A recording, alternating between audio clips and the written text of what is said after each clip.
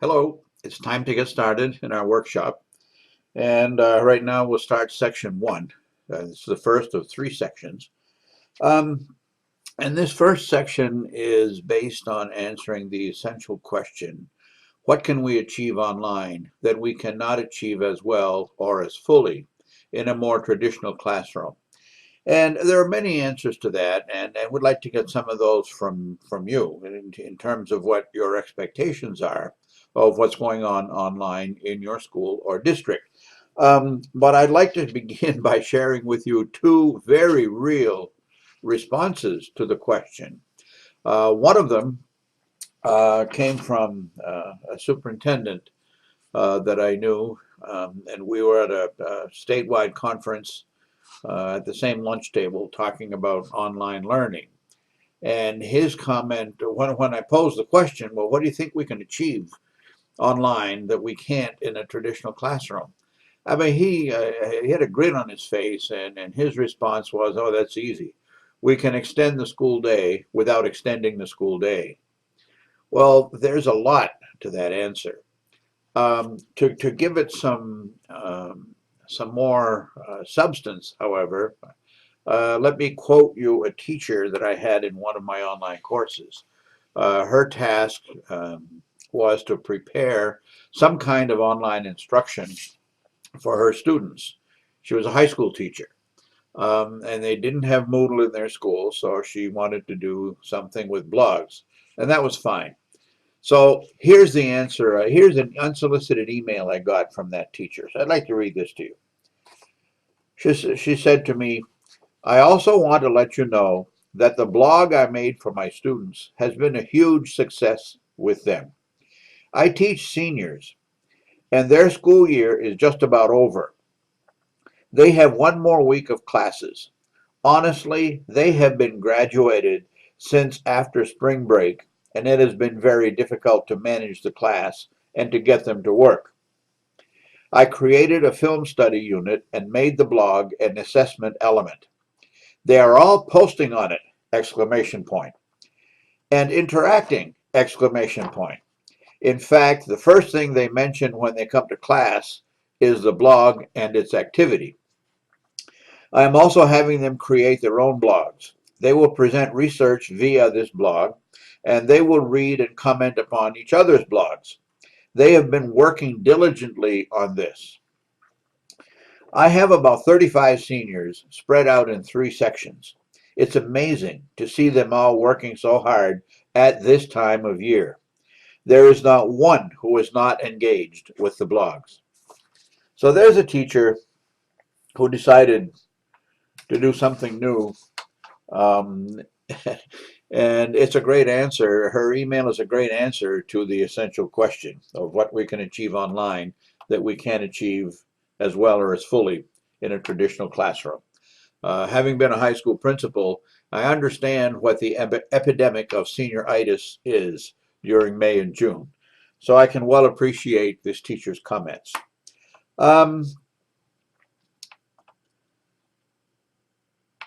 some other items that we'll go over in this workshop deal with design differences. There are some significant differences between designing a course in a regular classroom and designing the same course in an online setting. The construct is very, very different. So we'll go over that in this workshop as well. Um, One word of caution, some teachers often figure that, sure, I'm using Moodle and I'm teaching online because I'm posting all my assignments online. Now, this can be done with a number of tools like Edline, SchoolFusion, other tools that are out there. But those tools tend not to have the capability of hosting complete courses. So content repositories are fine, but they don't constitute an entire course. So again, we'll be looking at an entire course as we go through this workshop. Also, one of the major items, as I look at your workshop on my other screen here, one of the other items is how the teacher uses his or her time in the classroom. I was a chemistry teacher a long, long time ago. I always expressed the need for more time, especially in the lab science, where I had to spend a lot of time with my students in a coaching and mentoring environment. And this was not always possible in short periods or even double lab periods, which were popular then. Um, so online would enable me to actually spend less time presenting content and more time interacting with my students. And that's true in any content area. And we do hear that a lot from teachers. Also, as a supervisor, whether you're a principal, superintendent, curriculum person, department head, whoever, observing instruction in a traditional classroom is fairly straightforward. You go in and sit down in the back of the room, take a few notes, meet with the teacher afterwards, but your observation is probably a very tiny segment of what the teacher is doing. Maybe 1/150th of his or her teaching assignment during the whole year. Not really a very good sample.